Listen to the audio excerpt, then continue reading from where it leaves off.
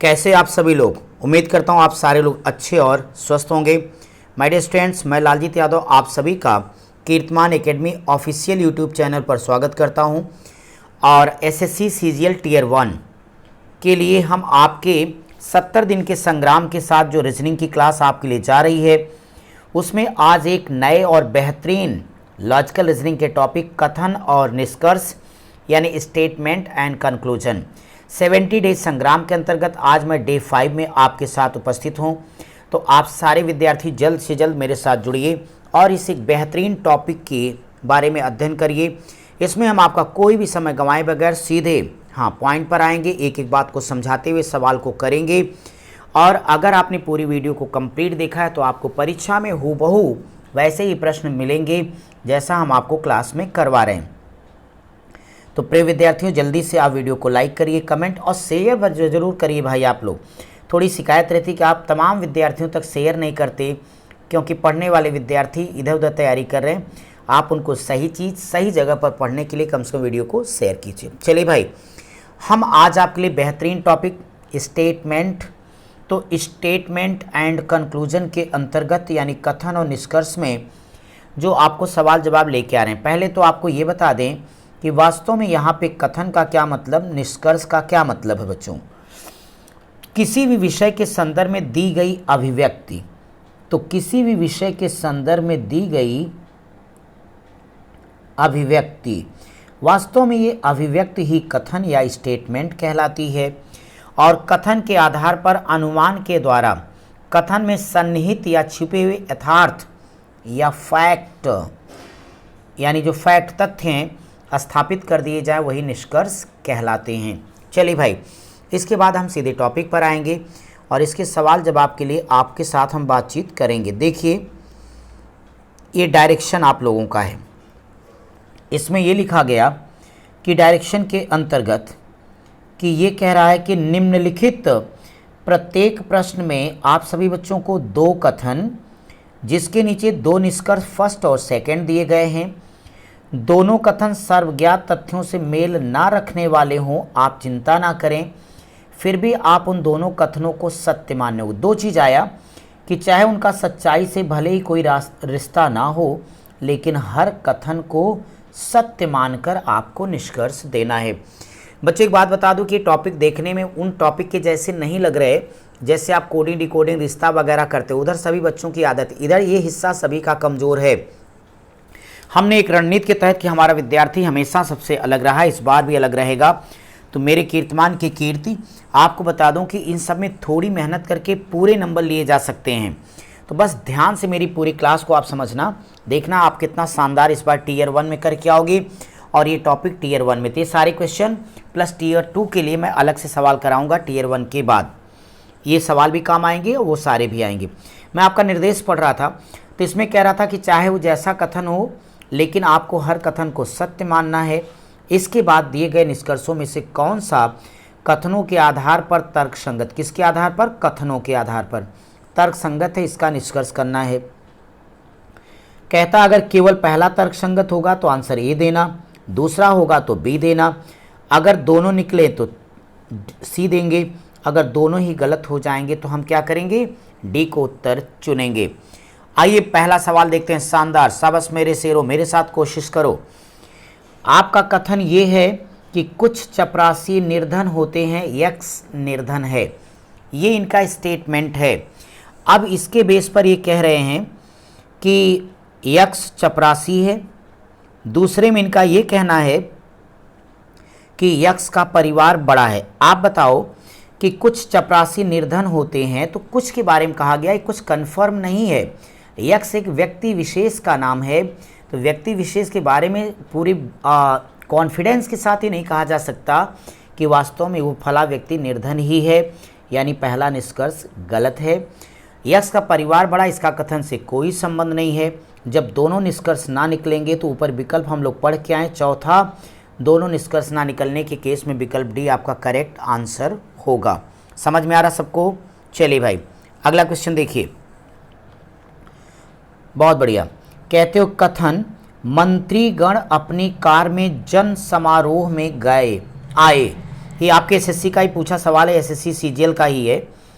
सभी मंत्री धनी हैं, मंत्रियों के पास कार है। अब यहाँ देखिए कथन सेकंड में जो कथन आपको दिया गया उससे केवल निष्कर्ष सेकंड निकलेगा, मंत्रियों के पास कार। ये बात सही है, लेकिन मंत्री धनी है इसका कथन से संबंध नहीं, तो ये गलत हो जाएगा। विकल्प बी आपका करेक्ट आंसर होगा। चलिए भाई अगले सवाल सर फटाफट सूरवीरों, ये रहा आपके सामने क्वेश्चन नंबर 3। आप सभी कमेंट बॉक्स में फटाफट आंसर देते चले जाओ, सारे के सारे लोग रेडी हो सब लोग। ये रहा आपका अगला सवाल। कहते हैं विश्वविद्यालय के सभी प्रोफेसर डॉक्टरेट की डिग्री रखने वाले होते हैं। यक्स एक महिला प्रोफेसर हैं, कोई बात नहीं है, यक्स के पास डॉक्टरेट की डिग्री नहीं है।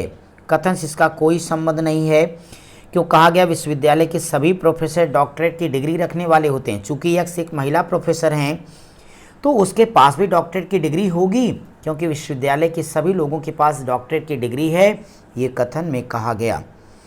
केवल पुरुष प्रोफेसर डॉक्टरेट की डिग्री रखेंगे, ये बात गलत है। निष्कर्ष ये कथन से नहीं निकलता, क्योंकि कथन में कही गई हर बात को क्या मानना है, सत्य मानना है। तो ऐसी परिस्थिति में दोनों ही कथन आपके गलत हो गए, तो विकल्प डी आपका आंसर होगा।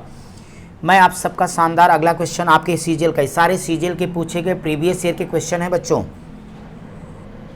यहाँ पे स्टेटमेंट क्या कहता है कि प्रत्येक समाज में मानव प्रेमियों ने मानवोचित सहानुभूति प्रदर्शित करते हुए जरूरतमंद लोगों की उत्साहपूर्वक सहायता करके मानव कल्याण के लिए योगदान दिया है।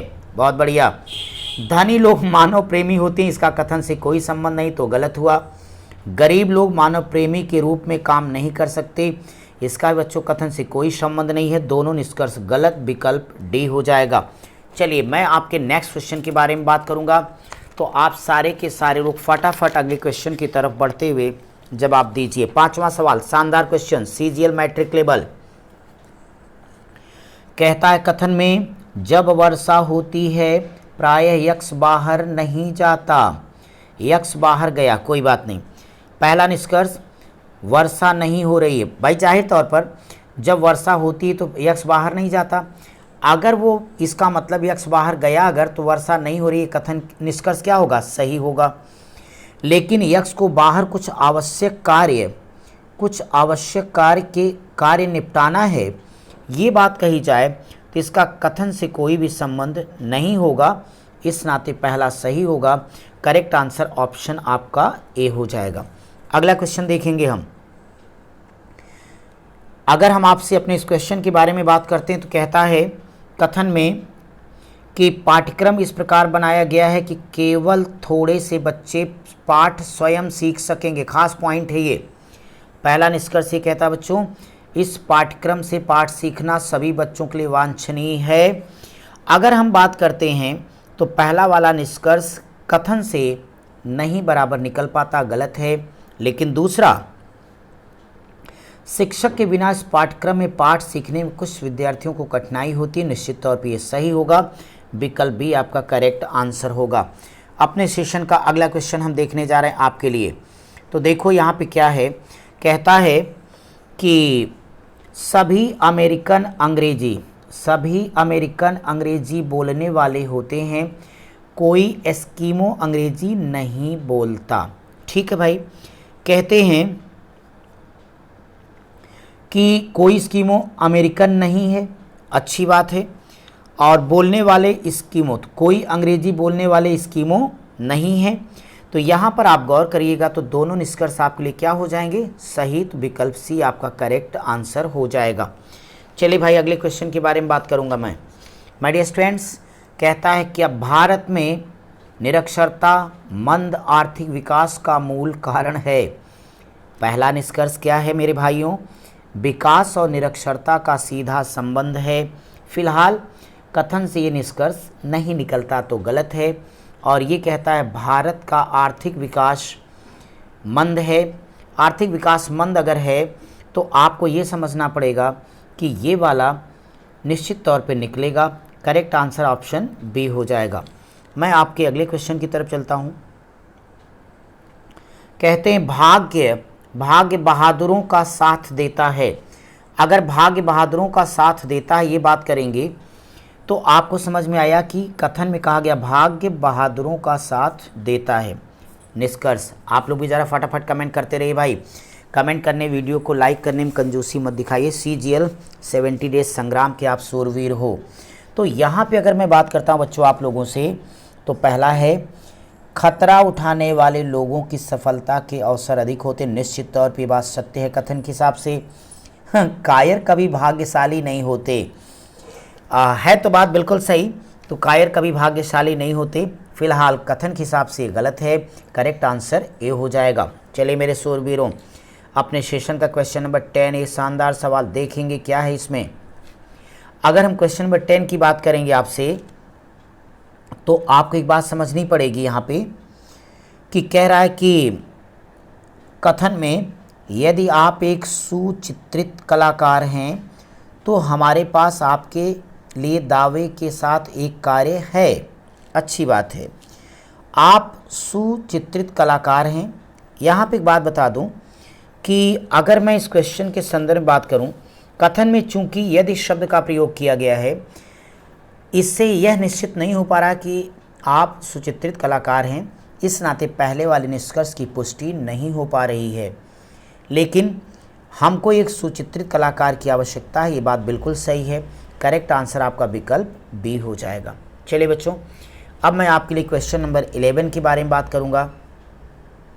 क्या है इसमें आपको समझना पड़ेगा। तो यहाँ क्वेश्चन जो कह रहा है वो क्या है कि भारत में चुनाव बहुत जल्दी हो रहे हैं, ऐसा पहला कथन है। दूसरे में कहता है हमें अपनी वर्तमान लोकतांत्रिक व्यवस्था पर पुनर्विचार करने की आवश्यकता है। अब यहाँ मैं बात करूँ तो इसमें पहला निष्कर्ष क्या दे रहे हैं। पहला निष्कर्ष है हमारी वर्तमान लोकतांत्रिक व्यवस्था संतोषजनक नहीं है। तो और दूसरी बात ये कह रहे हैं कि बार बार चुनाव होना स्वस्थ लोकतंत्र के लिए अच्छा नहीं है। तो स्वस्थ लोकतंत्र के लिए अच्छा नहीं, दो बातें इन्होंने कह दी। मैं विकल्प के सहारे इस प्रश्न का उत्तर अब आपके लिए चुनूंगा। अगर मैं विकल्प की बात करूंगा तो देखिए क्या होगा आगे आपके लिए।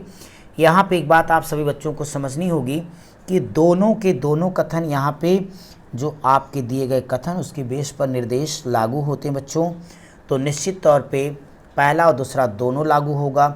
विकल्प सी आप सभी को चुनना होगा इस प्रश्न का उत्तर। मैं आपको बताऊं कि आज का एक सेशन जो था कथन और निष्कर्ष से रिलेटेड था, एक शानदार टॉपिक था आप लोगों के लिए।